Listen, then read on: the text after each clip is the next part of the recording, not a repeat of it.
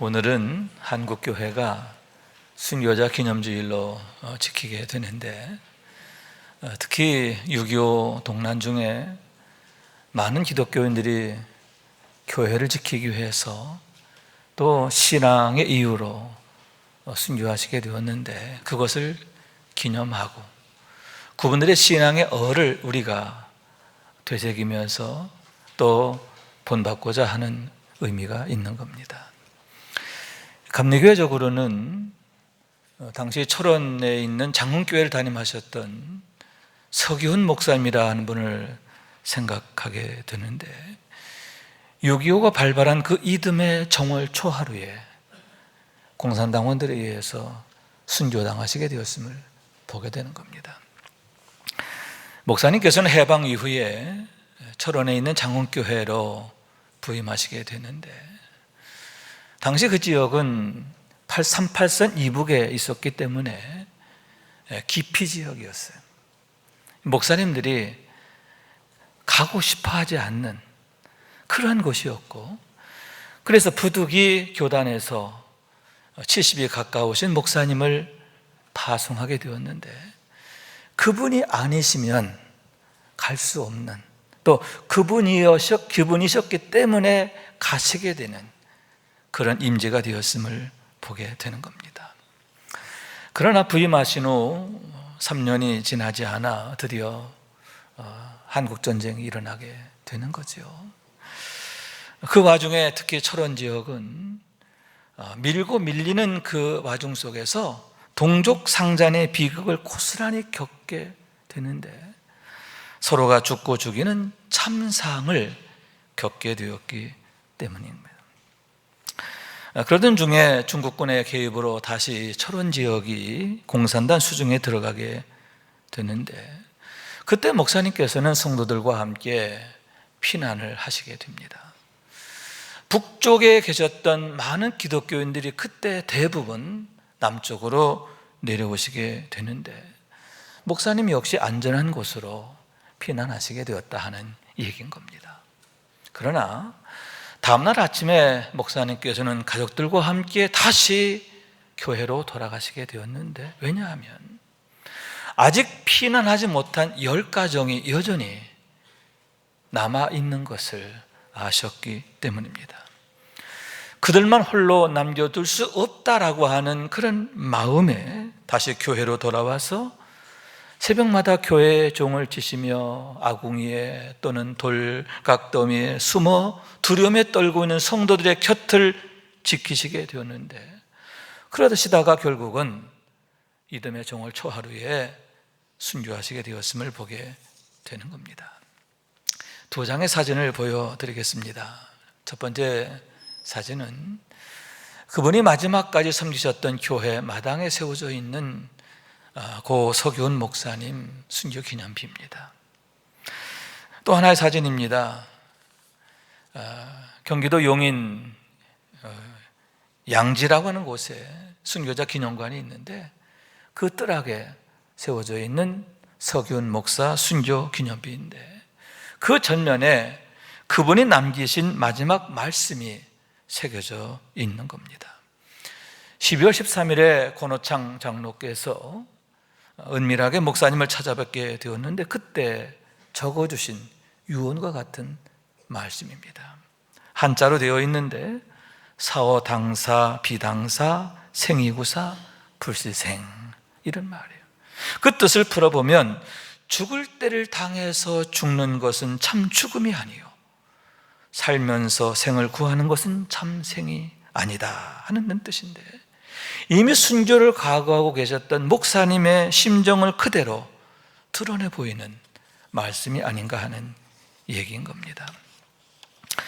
주님께서는 하늘의 밀이 땅에 떨어져 죽으면 그로 인하여 많은 열매를 맺게 된다 하셨는데, 바로 그와 같은 순교의 피가 있었기 때문에 지금의 대한민국이 있고 한국교회가 있고 특히 감리교회가 있음을 생각하게 되는데, 우리가 늘 기억하고 본받아야 할 믿음이며 삶이 아닌가 생각하게 되는 겁니다. 그러면 여러분, 왜 목사님께서는 그처럼 안전한 피난처를 놔두고 다시 교회로 돌아가시게 되었는가 하는 얘기인데, 아울러 그와 같이 어려운 상황 속에서 그처럼 죽음을 무릅쓰고 끝까지 교회를 지키시게 되었는가 하는 얘기입니다. 무엇으로 인한 것인가 하는 말씀인 거예요. 그분의 일화 중에 이런 얘기가 있습니다. 연합군에 의해서 처음으로 초론 지역이 수복되었을 때의 얘기인데, 피해 복수가 일어나게 됩니다. 그동안 온갖 고초를 겪게 되었던 자유진영의 마을 청년들이 공산당원 30명을 마을 회관에 모아놓고 처형하게 되었기 때문입니다.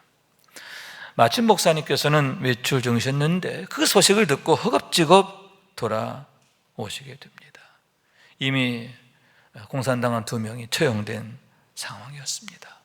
이에 목사님께서는 그 청년들을 엄히 꾸짖게 되는데, 내가 원수를 사랑하라 하지 않았느냐 하시면서, 만약 너희가 저들을 풀어주지 않으면 내가 이 마을을 떠나겠다라고 호통을 하셨고, 결국 그들이 그 말을 듣고 풀어주게 되었음을 보게 되는 겁니다. 그러나 참으로 안타까운 것은 그때 풀려난 공산당원들에 의해서 목사님께서 순교하시게 되었다라고 하는 사실인데, 혹여 그러한 결과가 예상된다 하더라도 여전히 목사님께서는 마찬가지로 그와 같이 하지 않았을까 생각하게 되는 겁니다. 왜냐하면 그분은 항상 주님의 말씀과 마음을 따라 살기 위해 몸부림치셨던 분이시기 때문인데, 무엇보다도 성령께서 늘 함께 하시며 강하게 역사하시고 도우시는 삶이었기 때문이다 하는 얘기인 겁니다. 왜 목사님께서는 그처럼 모두가 기피하는 지역임에도 기꺼이 그 교회로 부임하시게 되었는가? 어떻게 죽으면 죽으리라 하시며 피난처에서 다시 그 교회로 돌아오시게 되었는가? 왜 날 잡아가시오 하듯이 새벽마다 교회의 종을 치시게 되었는가? 그것은 그분이 누구이신가 하는 것을 분명히 나타내는데, 성령의 사람이라는 얘기입니다. 그러므로 인해 성령께서 항상 목사님의 모든 것을 붙잡아 주시고 지켜주시고 도우셨기 때문임을 보게 된다라고 하는 얘기인 겁니다.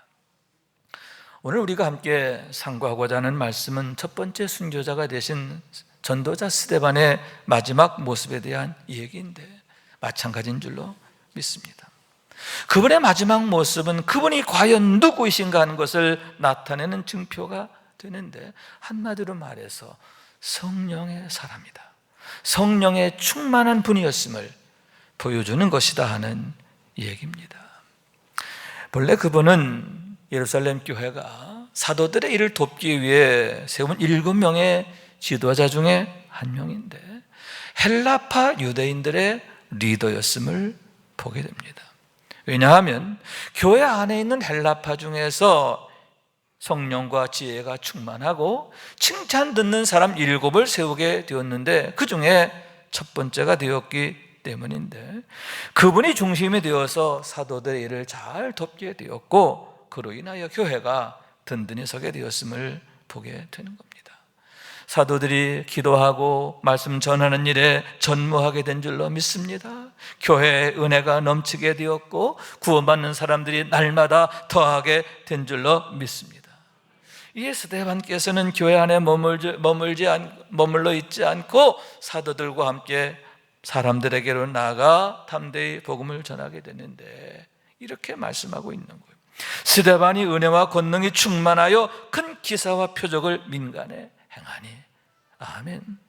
스데반이 은혜와 권능이 충만했다고 그러는데, 그 얘기는 바로 말로 뭐냐? 성령 충만이라. 성령으로 충만했다는 거예요.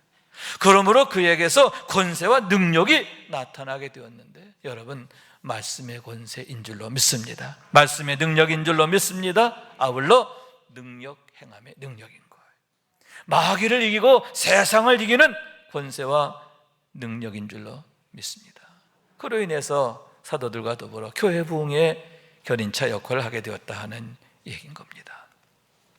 그러면 여러분, 무엇입니까? 그것은 바로 본인이 진정으로 복음의 능력을 체험하게 되었기 때문이 아닙니까? 예수를 주로 믿는 믿음으로 말미암아 중생을 경험하게 되었기 때문이다 하는 얘기인 거예요. 그러므로 인해 여러분 성령의 임재와 충만을 경험하게 되고 성령 안에서의 변화됨과 성령 안에서의 능력을 경험하게 됐다는 거예요. 아멘. 여러분 생명과 평강인 줄로 믿습니다. 하나님 나라의 삶인 줄로 믿습니다. 우리가 이 보배를 질그릇에 가졌으니 이는 심히 큰 능력은 하나님께 있고 우리에게 있지 아니함을 알게 하려 함이라. 큰 능력이신 하나님께서 항상 나와 함께 계시며 나를 지켜주시고 도와주시는 것을 늘 경험하는 그런 삶이 되었다라고 하는 얘기인 거예요. 그러므로 여러분, 전에는 세상 앞에서 전전긍긍하고 우왕좌왕하고 넘어지기 일쑤였어요. 그러나 이제는 결코 아닌 겁니다. 세상에 대하여 담대하게 되었음을 믿으시기 바랍니다. 오히려 세상이 그로 인하여 두려워 벌벌 떨게 되었음을 보게 된다라고 하는 얘기인 거예요. 결국 스데반께서는 복음을 전하시다가 돌에 맞아 순교하시게 되는데, 그럼에도 그때 다음에 두 가지의 말씀을 남기시게 됩니다. 하나는 주 예수여 내 영혼을 받으소서 하는 기도였고, 다른 하나는 주여 이 죄를 그들에게 돌리지 마옵소서 하는 탄원이었는데, 여러분 주 예수님께 대한 절대적 신뢰인 줄로 믿습니다. 아울러 성령께서 끝까지 그의 마음과 생각을 지켜주셨음에 대한 의미인 줄로 믿습니다. 왜냐하면 사람의 생각과 감정과 방법으로는 도저히 그렇게 할 수가 없기 때문인데, 성령님의 강력한 도우심이 아니라면 불가능한 일이었기 때문이다 하는 얘기인 거예요. 성령께서 마지막 순간까지 그를 강하게 붙잡아 주시고 도와주시고 지켜주셨음을 믿으시기 바랍니다. 여러분, 그와 같이 우리도 성령으로 충만하게 되기를 원하는데요, 그러므로 하나님의 능력으로 살기를 원합니다. 항상 하나님이 함께 하시는 삶, 마지막까지도 지켜주시는 삶, 그래서 스데반처럼 인내하고 승리하는 우리 모두가 될 수 있기를 주님의 이름으로 축원합니다. 그러면 어떻게 해야 우리가 성령 충만하며 그처럼 하나님의 능력으로 살 수 있는가 하는 것인데, 다음에 두 가지가 중요함을 생각하게 되는 겁니다. 하나는 스데반처럼 하늘을 우러러 주목하는 것인데, 그랬을 때 하나님께서 당신의 영광과 독생자의 영광을 보여주셨음을 보게 되는데, 그것을 우리에게도 보여주실 것이다 하는 얘기인 겁니다. 여기에서 하나님의 영광은 하나님이 어떤 분이신가 하는 것을 나타내는 계시다라고 할 수 있는데, 하나님의 영화로우심과 어미하심과 위대하심을 나타내는 것이다 하는 거죠. 간접적으로는 예수님께서 변화산 위에 기도하실 때에 보이셨던 모습인데, 그때에 용모가 변화되고 그 옷이 휘어져 광채가 나더라. 할렐루야. 눈이 부시는 광채, 그것이 바로 변형된 우리 주님의 모습이신데, 여러분, 아버지 하나님은 그 광채의 본체가 되시는 줄로 믿습니다. 그러므로 얼마나 크고 어미할까 생각하는데, 스데반으로 하여금 그 엄청난 영광을 보게 하셨다라고 하는 말씀인 거예요. 그와 더불어서 예수님께서 하나님 보호자 우편에 서 계신 것을 보게 하셨는데, 여러분, 보호자 우편이란 어떤 것입니까? 하나님께서 가장 기뻐하시고 사랑하시는 자의 자리가 아닙니까? 우리 아버지 하나님께서 우리 주님을 얼마나 기뻐하시고 사랑하셨는가 하는 것을 나타내는데, 여러분, 대적자들은 예수님께서 신성모독했다, 하나님을 거역했다라고 하는 죄목을 씌워서 십자가에 매달아 죽였는데, 그것이 얼마나 거짓되고 잘못된 것인가 하는 것을 분명히 보여주고 있는 거예요.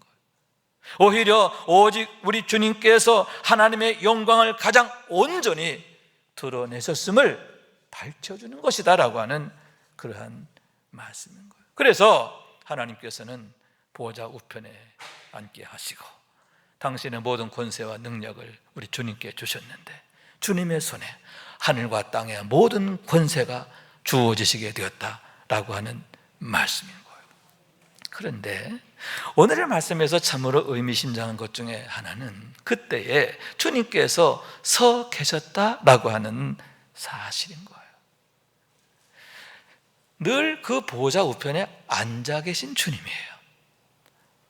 모든 성경에 다 주님은 앉아 계신 것으로 나와요. 그런데 유독 여기에서만큼은 주님께서 앉아 계시지 않고 서 계셨다라고 하는 사실인 거예요. 여러분, 어떤 의미일까요? 순교자의 자리에 있는 스데반을 응원하시고 격려하시기 위함이 아닙니까? 그것이 가장 선하고 복된 일이며 아름다운 일이기 때문이 아닙니까? 그래서 그 일을 중단케 하신 게 아니라 그 일을 격려하시고 축복하셨음을 보게 되는데, 어떻게 해서 스데반이 그처럼 예수님 닮은 모습으로 순교할 수 있었을까? 어떻게 그 어려운 상황 속에서도 그의 마음이 그처럼 담대하게 되었고 인내하고 승리하게 되었는가? 그 이유가 바로 거기에 있음을 보게 되는 거예요. 우리 주님이 서 계시면서 응원하시고 지지해 주시고 축복하시고 도우신 줄로 믿습니다. 그런 의미에서 여러분, 스데반의 눈을 들어서 하늘을 우러러 주목하게 된 일은 그로 하여금 그처럼 승리할 수 있는 힘의 원동력이 되었음을 보게 되는데, 그러므로 인해 그가 비로소 하나님의 영광을 보고 힘을 얻게 되었기 때문임을 보게 되는 거예요. 그런데 여기서 우리가 유념할 게 하나 있는데, 그것은 그때 하늘이 열려져 있었다라고 하는 사실인 거예요. 여기서 열리고라고 하는 단어가 문법적으로 완료형 분사 수동태인데, 완료형이란 뭐예요? 이미 되어졌다는 거예요. 수동태라는 건 무엇입니까? 내가 하는 게 아니라 되어진 거예요. 무슨 얘기예요? 내가 아니라 하나님이 여셨고, 그리고 이제 여신 게 아니라 이미 열어놓으셨다는 거예요. 할렐루야. 여러분, 스데반을 위해서 하나님께서 진즉에 하늘의 문을 활짝 열고 스데반을 기다리고 계셨음을 보게 되는 겁니다. 그러므로 여러분, 만약 그때 스데반이 눈을 들어 하늘을 우러러보지 않았더라면 어떻게 됐을까요? 만약 그 분노하는 사람들, 돌을 들고 나를 죽이려고 막 그냥 광분하는 자들, 그들에게 마음이 붙잡혀서 그의 모든 시선이 붙잡혀서 두려움에 떨게 되었더라면 어떻게 되었을까? 그런데 여러분, 그게 사실 쉽지가 않아요. 그런 상황에서 눈을 들어 하늘을 우러본다는 것, 그게 정말 어려운 것이다라고 하는 얘기인 거예요. 예를 들어서 여러분, 잠이 쏟아질 때 우리의 눈꺼풀이 얼마나 무겁습니까? 천근만근이 아닙니까? 아무리 눈을 치켜뜨려고 그렇게 애를 써도 들려지지 않는 게 우리의 눈꺼풀이다, 그러한 얘기인 거죠. 이 하찮은 잠조차도 이기기 어려운 게 우리의 실상이에요. 그런 상황에서 여러분, 우리의 생각과 또 우리의 감정과 우리의 마음, 이런 것들이 형편과 상황에 붙잡혀 있는 겁니다. 두려움 속에, 공포감 속에 빠져 있는 겁니다. 어떻게 거기에서 벗어납니까? 어떻게 거기에서 눈을 들어 하늘을 볼 수 있느냐? 그러한 얘기인 거예요. 왜 사람들이 여전히 낙심하고 슬퍼하고 넘어지느냐? 그 이유가 바로 거기 있는 거예요. 하나님께서 이미 하늘을 열어놓으시고 기다리고 계신데 왜 그 영광을 볼 수 없느냐? 왜 믿음 없는 삶을 사느냐? 그 이유가 바로 거기에 있다라고 하는 얘기인 거예요. 그러므로 여러분, 우리가 스데반처럼 어떤 상황에도 눈을 들어 하늘을 우러러 주목해야 하는 줄로 믿습니다. 형편과 상황에 머물러 있으면 안 돼요. 두려움과 공포에 빠져 있으면 안 돼요. 여러분, 세상 것들에 우리의 마음이 매여 있으면 안 되는 거예요. 항상 눈을 들어 하늘 우러러 하나님을 주목하는 삶이 되어질 때 여러분, 비로소 영적 승리의 삶이 시작되는 것을 믿으시기 바랍니다. 스데반처럼 눈을 들어 하늘을 우러러보는 우리 모두가 될 수 있기를 주님의 이름으로 축원합니다. 다른 한 가지는 여러분, 그가 성령으로 충만한 사람이었기 때문인데, 어떻게 해서 그가 그와 같이 눈을 들어 하늘을 우러러볼 수 있었느냐? 내 힘이 아니라는 거예요. 내 능력이 아니라는 거예요. 본문 55절에 보면 스데반이 성령 충만하여 하늘을 우러러 주목하여 이렇게 말하고 있어요. 성령으로 충만하여, 성령 충만하여. 어떻게 해서 그가 눈을 들어 하늘을 보게 됐느냐? 성령 충만하여. 성령께서 그를 붙잡아 주시고 지켜주시고 도와주셨기 때문이라 그런 얘기인 거예요. 그렇기 때문에 여러분, 성령 충만은 우리의 가장 중요한 목표가 돼야 돼요. 어떻게 우리가 영적인 삶을 살고 능력의 삶을 살 수 있느냐? 성령 충만이라는 거죠. 어떻게 성령 충만할 수 있는가? 그 방법을 알아야 하고 찾아야 하고 힘써야 한다라고 하는 얘기인 겁니다. 이에 대해서 주님께서는 너희가 악할지라도 좋은 것을 자식에게 줄 알거든 하물며 너희 하늘 아버지께서 구하는 자에게 성령을 주시지 않겠느냐, 이렇게 말씀하셨어요. 구하라, 그 얘기죠. 성령을 구하라는 거예요. 그런데 여기에서 그냥 구하는 게 아니에요. 우선 여러분, 하나님께서 나의 아버지가 되심을 믿고 구해야 하는 줄로 믿습니다. 그게 믿음의 기도야. 하나님은 나의 아버지시기 때문에 반드시 내 구함에 응답하신다, 이런 믿음이죠. 여러분, 믿음의 기도는 반드시 하나님께서 응답하시는 것을 믿으시기 바랍니다. 하나님이 나의 아버지심을 늘 믿음으로 고백하는 우리의 삶이 될 수 있기를 주님의 이름으로 축원합니다. 또한 여러분, 구하라는 말씀 속에는 인내의 의미가 담겨져 있는데, 추실 때까지 인내로 구하라 하는 그러한 말씀인 거예요. 그래서 여기에서 구하라 하는 말씀은 그냥 한번 구하라는 게 아니에요. 주실 때까지 구하라는 그런 뜻인 거예요. 그렇기 때문에 구하고 또 구하고 또 구하고 또 구하고 끝까지 구하라. 하나님, 이거 아니면 안 됩니다. 이거 아니면 나는 아무것도 아닙니다. 오직 성령님만이 나의 전부이심을 고백하는 그런 마음으로 구하라는 그런 의미인 겁니다. 예수님의 비유 가운데 밭에 숨겨진 보화를 발견한 한 사람에 대한 얘기가 있습니다.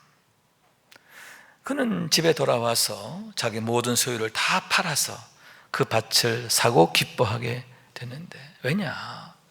그 보화의 가치가 얼마나 엄청난가 하는 것을 잘 알고 있었기 때문이죠.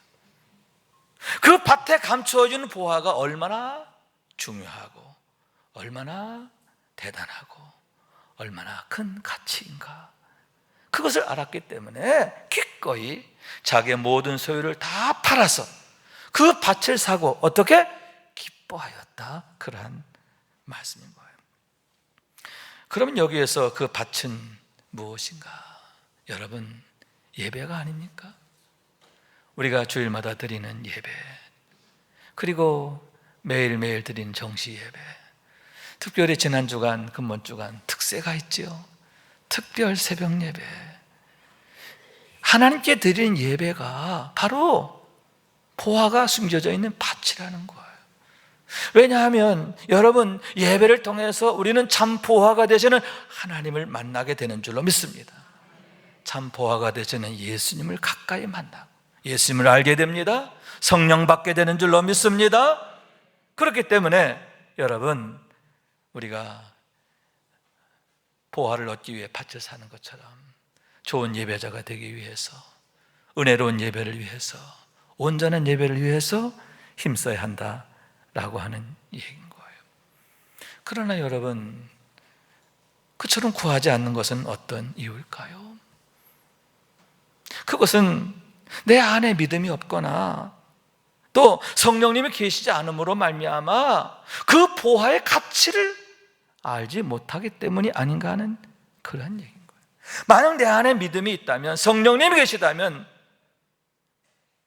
성령님이 얼마나 귀한 분이고 성령 충만이 얼마나 큰 가치를 알기 때문에 여러분 이렇게 소홀히 할 수 없는데, 그걸 모르니까 이렇게 구하지 않고도 태평하게 된다는 그러한 말씀인 거예요. 아마도 중생의 경험이 없거나 아니면 겉은 알고긴데 실상은 쭉정인 경우가 아닌가 하는 거죠. 그게 아니라면 영적으로 깊이 병들어 있는 것입니다. 여러분, 너무나 두려운 일인 줄로 믿습니다. 왜냐하면 쭉정이는 하나님의 심판을 피할 수가 없는 거예요. 여러분, 뿌리가 깊지 못한 그러한 싹은 어떻게 돼요? 햇빛이 나면 이내 뿌리채 말라버리게 되기 때문인 거예요. 그렇기 때문에 여러분, 우리가 성령의 은혜 안에서 바로 알아야 하는 줄로 믿습니다. 밭에 감추인 보화를 발견한 사람처럼 여러분, 참 보화가 무엇인지를 바로 알게 되기를 원합니다. 예수님이 나의 보화야, 성령님이 보화 중에 보화신 줄로 믿습니다.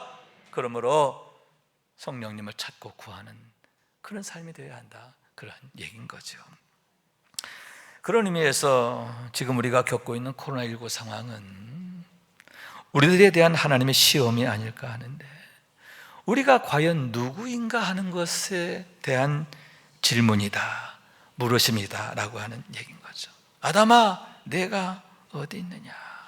하나님께서 범죄한 아담을 찾아오셔서 그의 이름을 부르시는데, 그와 같이 하나님께서 우리를 찾아오십니다. 그러니까 이 코로나19가 뭐냐? 단순한 질병이 아니라 우리에 대한 시험이고, 또한 그것은 우리를 넘어지게 하는 게 아니라 뭐예요? 우리를 다시 찾아오시고 부르시는 것이다, 그런 얘기인 거예요. 그렇기 때문에 여러분, 그 부르심에 적극적으로 응답해야 되는데, 만약 아담처럼 이르되 내가 동산에서 하나님의 소리를 듣고 내가 벗었으므로 두려워하여 숨었나이다, 이런 모습은 곤란하잖아요. 내가 벗었으므로 두려워 숨었나이다, 이것은 정말 곤란합니다. 이것이 만약 우리 현재의 모습이고 장차 하나님의 심판대 앞에서의 우리의 모습이 된다고 하면 너무나 끔찍한 일이라고 하는 거죠.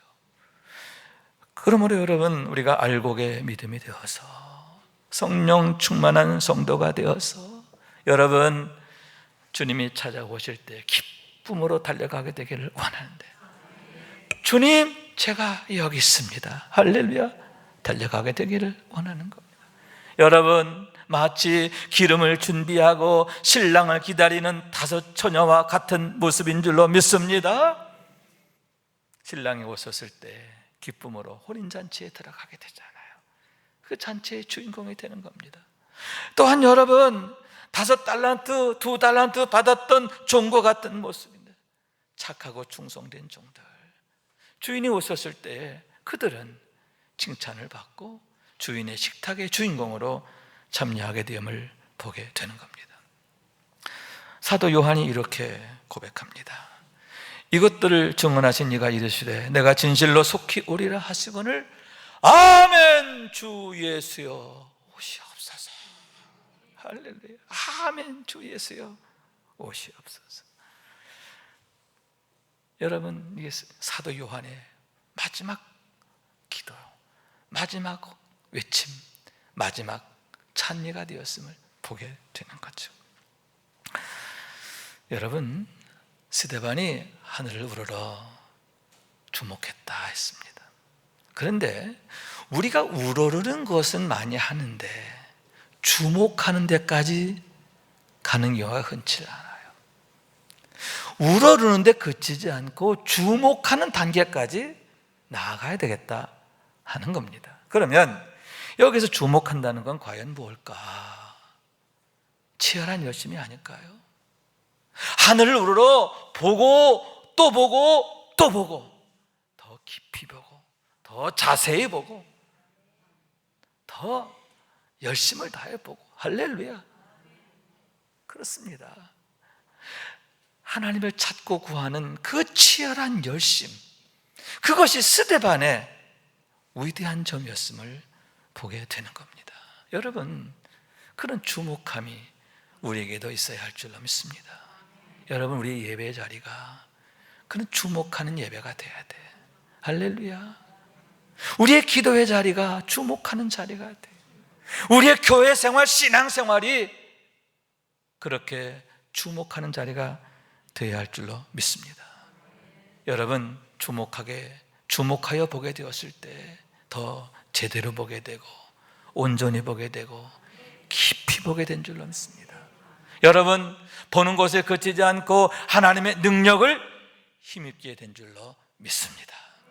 스데반과 같이 늘 하늘으로 주목하게 보고 하나님의 능력으로 세워지고 승리하고, 또 성도 영화, 하나님이 실시간으로 우리의 삶에 역사하시는 것을 늘 경험하고 증거하는 그런 일의 주인공 되는 우리 모두가 될 수 있기를 주님의 이름으로 축원합니다. 주님의 은혜가 더욱 여러분에게 함께 하시기를 주님의 이름으로 축원합니다. 말씀 생각하면서 기도하는 마음으로 찬양합시다. 오직 주의 사랑에 매여. 오직 주의 사랑에 매여 내 영 기뻐 노래합니다. 이 소망의 언덕 기쁨의 땅에서 주께 사랑 드립니다. 오직 주의 임재 안에 갇혀 내 영 기뻐 찬양합니다.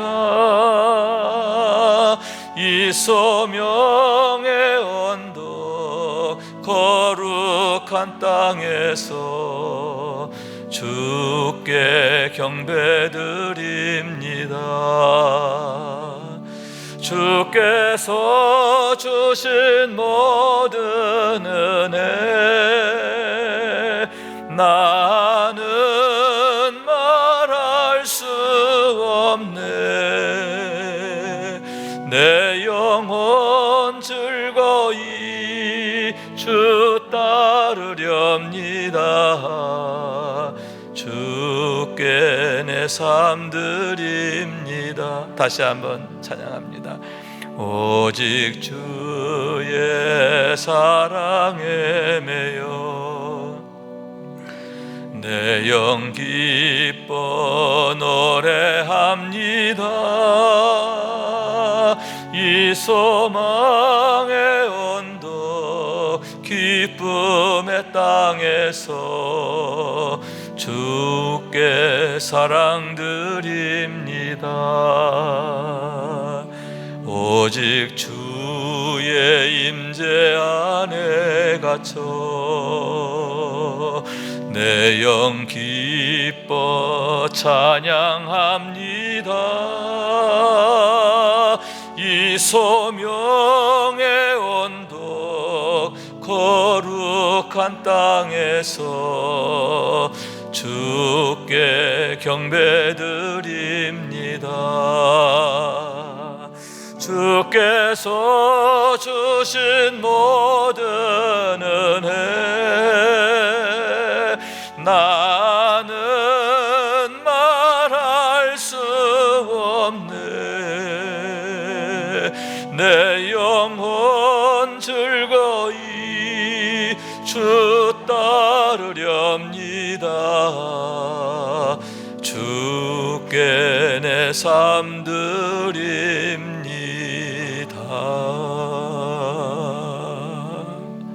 아멘, 아멘.